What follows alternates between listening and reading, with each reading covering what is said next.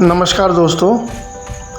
जैसा पिछले दिनों मीडिया में इस तरह की खबरें आ रही थी कि ग्वालियर से ऊदी सेक्शन का इलेक्ट्रिफिकेशन का काम पूरा हो गया है और जल्द ही इस पर ट्रेनें इलेक्ट्रिक लोको के साथ दौड़ने लगेंगी।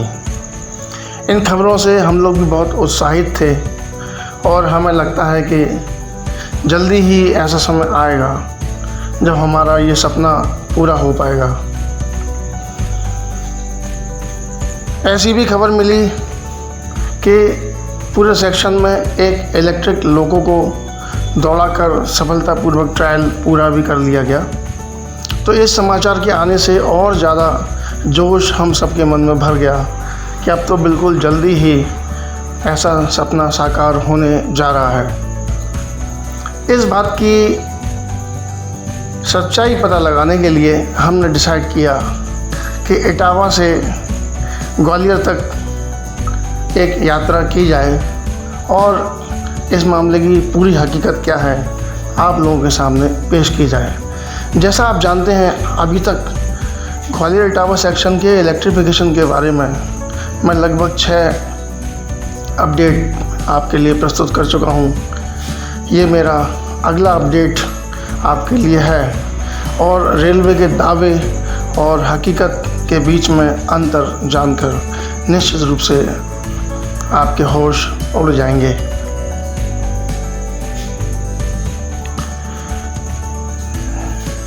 जब ट्रेन इटावा स्टेशन से चली तो रात के अंधेरे के बावजूद हम वहाँ पर कुछ ढूंढने की कोशिश कर रहे थे।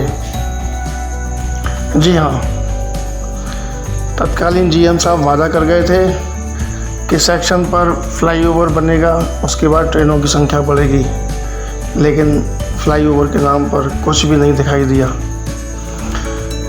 ऊदी सेक्शन तक तो इलेक्ट्रिफिकेशन हो ही चुका है, सब लोग जानते हैं, इसलिए वहाँ तक तो कोई इशू था ही नहीं। भिंड रेलवे स्टेशन पर भी हमें इलेक्ट्रिफिकेशन का काम पूरा दिखाई दिया। मन में काफ़ी प्रसन्नता हुई कि चलो इस बार जो दावा किया जा रहा है वो सच्चाई के आसपास है और जल्दी ही इस सेक्शन पर इलेक्ट्रिक ट्रेनें दौड़ने लगेंगी।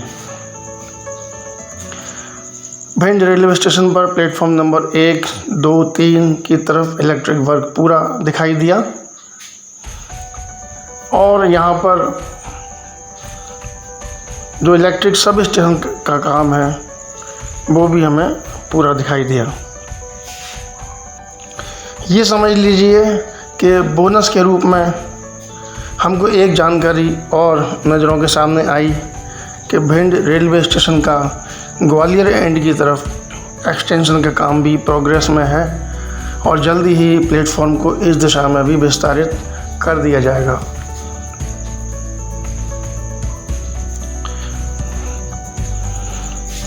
तो भिंड तक आते आते हमारे मन में पूरा विश्वास और दृढ़ हो गया था कि अब ऐसे ही नज़ारे हमको पूरे सेक्शन में देखने के लिए मिलेंगे और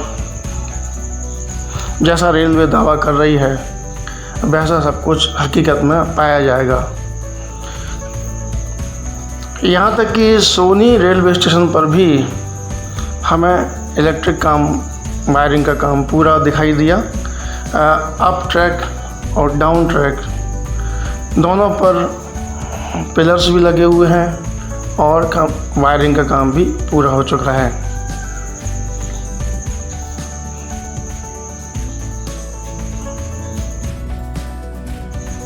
जैसा आप देख पा रहे हैं, भिंड रेलवे स्टेशन पर इलेक्ट्रिक सब स्टेशन के इंस्टॉलेशन की प्रोसेस पूरी हो चुकी है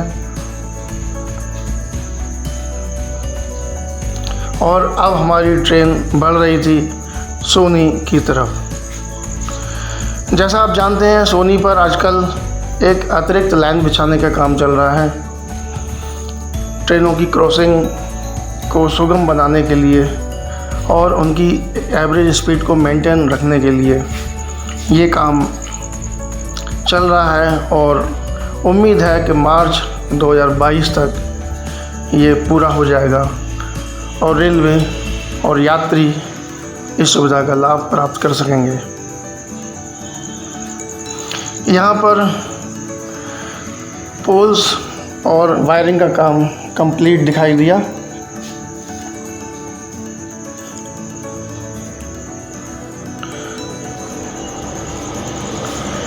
प्लेटफॉर्म की तरफ जो रेलवे ट्रैक है उधर से भी हम देख सकते हैं कि पोल्स पर फिक्चर्स, वायरिंग और वायरों के बीच में स्टे वायर, सेपरेटर्स सभी अपने सही तरीके से लगे हुए हैं।